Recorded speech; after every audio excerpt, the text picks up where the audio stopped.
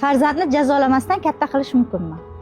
Farzandni jazolamasdan katta qilish mumkin, faqat to'g'ri tushuntirgan holatda. Bu juda ham ko'p muloqot, juda ham ko'p vaqt olishi mumkin.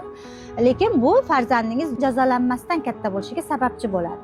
Lekin tarbiyani ayrim shakllarida bolaga ozgina bo'lsa ham jazo qo'llash kerak. Lekin jazo me'yoridan oshib ketishi kerak emas. Yoki bolani sog'lig'iga, psixologik jihatdan, jismoniy jihatdan unga zarar yetkazish kerak emas.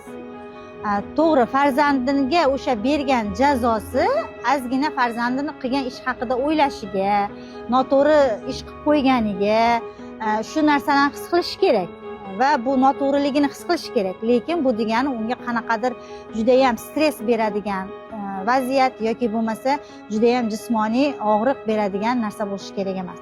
O'zi umuman farzandni urib tarbiyalash to'g'ri deb qabul qilmayman. U bog'cha sohasidagi faoliyatimizda bo'lsin yoki farzand tarbiyasida uyda bo'lsin, urib tarbiyalash bu noto'g'ri qaror. Bu meni fikrim.